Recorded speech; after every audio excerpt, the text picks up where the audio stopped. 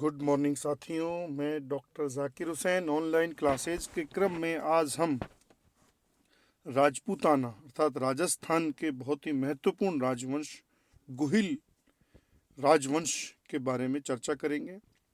साथियों, यदि गुहिल राजवंश के राज्य क्षेत्र की बात करें तो वे वर्तमान उदयपुर, चित्तौड़, राजसमंद, भीलवाड़ा यानी मेवाड़ प्रदेश तथा वागड़ क्षेत्र, जिसमें डूंगरपुर, बांसवाड़ा, प्रतापगढ़ शामिल है, इस राज्य क्षेत्र पर गुहिल राजवंश का अधिकार था, विस्तार था, यानी यूं मानिए। और गुहिल परंपरा में गुहिलों की कुल 24 शाखाओं का मूणोत्नयनसी अपनी पुस्तक मूणोत्नयनसी ख्यात में चर्चा करते हैं और इन्हें सूर्यवंशी की संज्ञा दी गई है साथियों। और यदि गुहिल राजवंश में मेवाड़ के गुहिल राजवंश की बात करें तो वो 566 से 1947 तक उनका हमें राज्यकाल मिलता है, शासनकाल मिलता है। और भारतीय इतिहास में एक ही स्थान पर रहकर सर्वाधिक काल तक यदि किसी ने शासन किया और ऐसा राजवंश कोई एकमात्र था तो वो मेवाड़ का गुहिल राजवंश था। आरंभिक राज्य प्राचीन शिवी जनपद के भूभाग पर मेद जाति की बहुलता के कारण ये मेदपाट व अंततः मेवाड़ कहलाता है साथियों। इस वंश के संस्थापक गुहिल या गुहादित्य था और 566 से 586 के मध्य उनका पीरियड था। उनके पिता शिलादित्य थे और उनके बारे में ये मानते हैं कि उनके जो पिता श्री शिलादित्य थे वो वल्लभी यानी गुजरात के शासक थे और अपने सीमावर्ती शासकों के हाथों एक युद्ध में उनकी हत्या हो जाती है, उनकी मृत्यु हो जाती है। तो उनकी जो पत्नी अर्थात गुहिल की माता पुष्पावती अपने शिशु पुत्र को शत्रुओं से सुरक्षा हेतु एक गुफा में पालती है और उसको गुफा में पालने के कारण वह गुहिल या गुहादित्य कहलाए। यदि हम उनके राज चिन्ह की बात करें तो इनका राज चिन्ह भाला, जो दृढ़ राखे धर्म की तिहि राखे करतार, ये कहावत भी उनके राज चिन्ह में हमें मिलती है साथियों। आरंभिक राजधानी की नागदा थी, जो उदयपुर में हम लोग जानते हैं नागदा, जहाँ सहस्त्र बहू का हमें मंदिर भी यानी सास बहू का मंदिर भी हमें मिलता है। कुल देवी साथियों इनकी बाण माता, बरबड़ी माता, आदिवासियों की कुल देवी भी थी ये बरबड़ी माता। आरंभिक मंदिर बाण माता का हमें नागदा में ही मिलता है, जिसका निर्माण बप्पा रावल द्वारा किया गया। इनका मुख्य मंदिर हमें केलवाड़ा राजसमंद में मिलता है। अन्य मंदिर हमें इसके जो प्रमुख मंदिरों में है वो चित्तौड़ दुर्ग में भी मिलता है। यदि आराध्य देवी की बात करें तो अंबिका माता। मुख्य मंदिर की अगर बात करें तो जगत तहसील गिरवा उदयपुर में हमें आराध्य देवी अंबिका माता का मंदिर मिलता है, जिसका निर्माण 961 ईस्वी में मेवाड़ी शासक अल्लट द्वारा किया गया और इसी मंदिर को मेवाड़ का खजुराहो कहा गया साथियों। कुल देवता या इष्ट देव एकलिंग जी, जिसका मुख्य मंदिर हमें कैलाशपुरी उदयपुर में मिलता है। निर्माण इसका भी बप्पा रावल द्वारा किया गया था। लिंग का निर्माण लकड़ी द्वारा और मेवाड़ में पाशुपत तथा लकुली संप्रदाय का मुख्य केंद्र फिर यही एकलिंग जी था, कैलाशपुरी उदयपुर था। मेवाड़ी शासकों द्वारा स्वयं को एकलिंग जी के दीवान मानकर शासन करने की परंपरा रही या उनका ऐसा विश्वास रहा।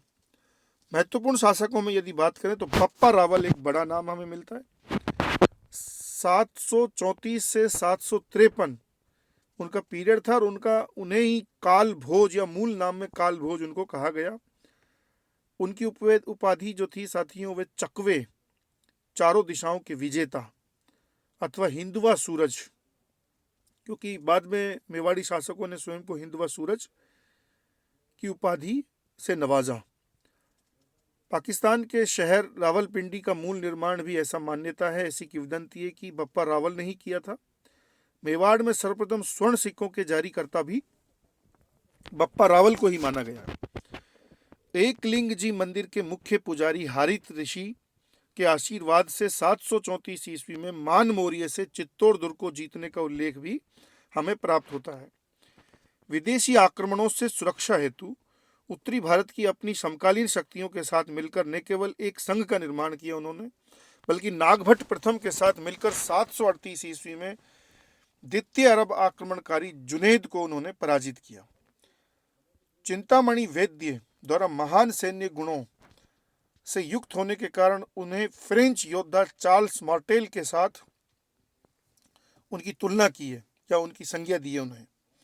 उनकी समाधि हमें उनकी राजधानी नागदा में मिलती है। उनके उत्तराधिकारी पुत्र की बात करें तो खुम्मान प्रथम था। कुंभा द्वारा जीवित अवस्था में ही, यानी बप्पा रावल द्वारा जीवित अवस्था में ही संन्यास ग्रहण कर राजगद्दी पुत्र खुम्मान को सौंप दी थी, यह हमें एक साक्ष्य मिलता है। साथियों, इनके बाद जो महत्वपूर्ण शासकों में है वो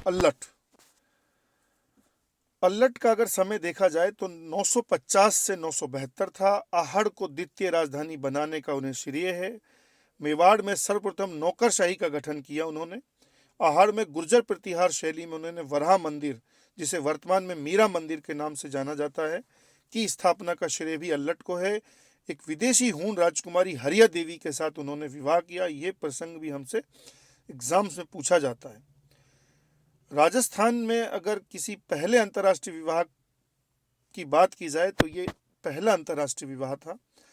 देश का अगर कोई पहला अंतर्राष्ट्रीय विवाह था तो वो चंद्रगुप्त मौर्य द्वारा। हमें पता है कि उन्होंने जो सिकंदर के सेनापति और उत्तराधिकारी सेल्यूकस की पुत्री के साथ जो विवाह किया हेलेना के साथ, वो देश का पहला अंतर्राष्ट्रीय विवाह था। अगर हम मीराबाई मंदिरों की बात की जाए तो अन्य मीराबाई मंदिरों में मेड़ता और चित्तौड़ के मंदिर रहे हैं।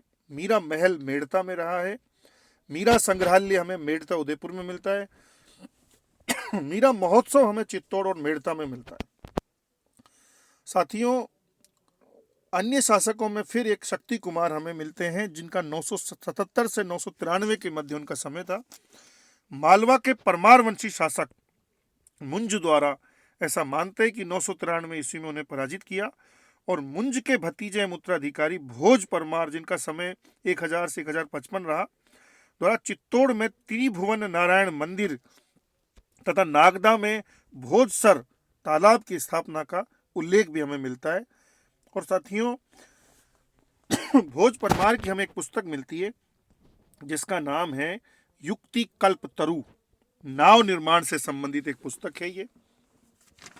और यदि इस कहानी को आगे बढ़ाया जाए तो शक्ति कुमार के बाद जो शासक हमें मिलते हैं वो हैं करण सिंह या रण सिंह। 1158 से 1180 उनका समय हमें मिलता है। असाध्य रोग से पीड़ित होने के कारण जीवन के अंतिम काल में ही मेवाड़ी शासन का उन्होंने 2 पुत्रों में विभाजन किया, और जिनमें ज्येष्ठ पुत्र क्षेम सिंह को रावल ग्राम की जागीर वो देते हैं, और छोटे पुत्र राहप को वो सिसोदा ग्राम की जागीर देते हैं।